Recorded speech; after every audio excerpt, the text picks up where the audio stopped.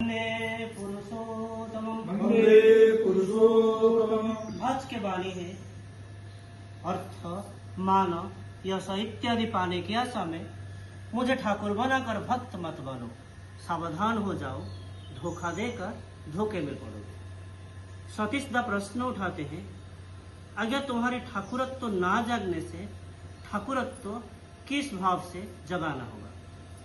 श्री श्री पितृदेव बोलते हैं, इष्ट व भगवान षडैश्वर्य के मालिक होते हैं। उनके निकट से चाहने के लिए एक चीज को चाहा जाता है, जैसे भक्ति, प्यार। इनके सिवा सारे चाहिदा या सारे चाहत निकृष्ट होता है। और ये भक्ति, प्यार जिसके अंदर वास्तव में है, वो व्यक्ति विश्व के दूसरे सब कुछ संग्रह कर सकता है। इसीलिए तुच्छ जागतिक संपत्ति के ऊपर मनुष्य का कोई काम्य नहीं होता, विशेष करके ईश्वर कोटि तो नहीं। मैं परम प्रेम में श्री श्री ठाकुर के चरणाश्रित हूँ, उनके दीक्षा लिया हूँ। ये कहने से तो होगा नहीं, या कहने से तो नहीं चलेगा, वरन ठाकुरत्व तो जगा नहीं पाया। और ये कहने से जितना समस्या, जितने अशांति, ठाकुर धरने के बावजूद, ठाकुर को पकड़ने के बावजूद, श्री श्री पितृदेव पुनराय बोलते हैं, हम लोग क्या करते हैं? ठाकुर के जीवन के साथ युक्त ना रखते, ठाकुर को अलग रख के सब चलना चाहते हैं। ठाकुर के सिवा हम लोग एक मुहूर्त भी चल नहीं सकते, ये अनुभव कर नहीं पाते, ये बोध हमारे अंदर नहीं है। इसीलिए हर जगह हर समय में गंडगोल देखा देता है। असल में मन में, प्राण में ये सोचना होता है, मैं ठाकुर के है और जो कुछ सब कुछ उनके प्रीत्यार्थ कर रहा हूँ।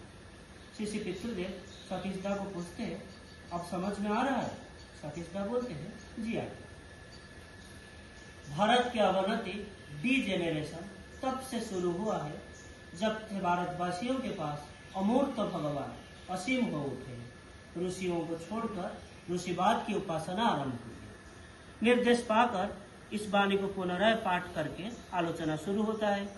श्री श्री पितृदेव प्रश्न करते हैं, अवनति का मतलब क्या है और भारत की अवनति कब से शुरू हुआ और अवनति ही क्या है? रानी माँ बोलती है, अवनति का मतलब पतन। फिर श्री श्री पितृदेव प्रश्न करते हैं, तो फिर उन्नति का मतलब? फिर वो उत्तर देते हैं, उन्नति का मतलब वृद्धि या उत्थान। फिर अब वो प्रश्न करते हैं, तो फिर क्या हुआ? सब सहज भाव से सजा के हुए।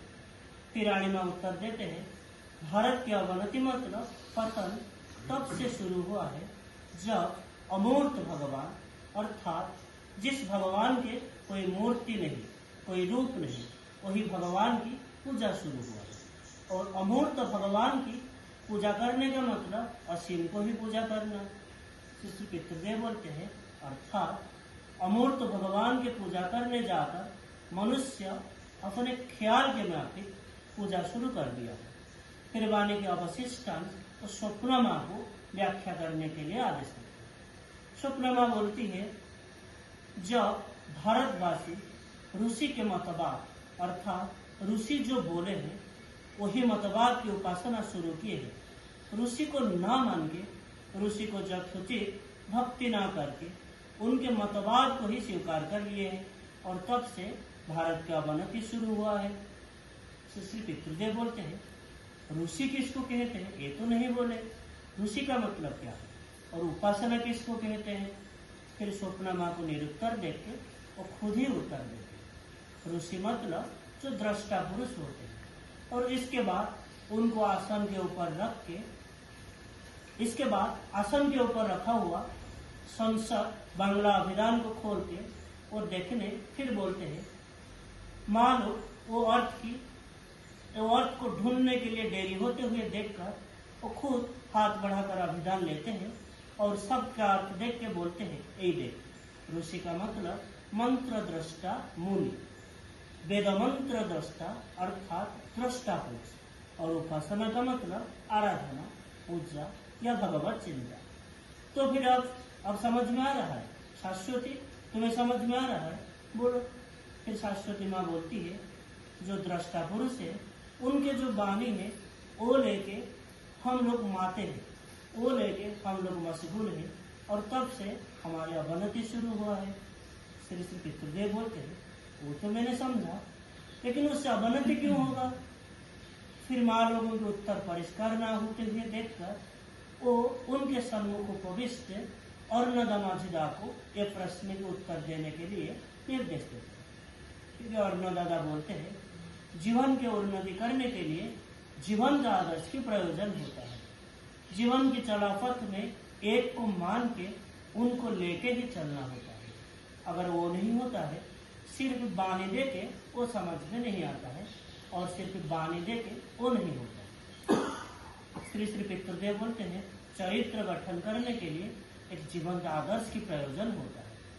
फिर अर्णदादा बोलते हैं अगर वो ना करके सिर्फ किसी महापुरुष के बानी पढ़ के या आलोचना करके मनुष्य के परिवर्तन नहीं होता है।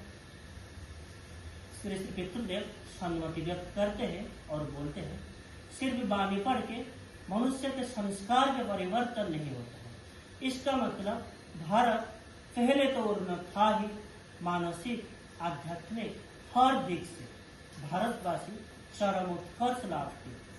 फिर उसके बाद उनका अवनति शुरू हुआ, अर्थात मानसिक आध्यात्मिक वो जो चेतना वो घटने लगा। और जब वो जीवन आदर्श को बात देखे, शास्त्र के विचार के अंदर खुद अपने भावना चिंता को व्यापृत करके रखे। ये जैसे महाप्रभु जब आए थे तब न्याय मीमांसा लेके पंडितों के बीच कितने तर्क, कितने वितर्क, कितने वाद वितंडा।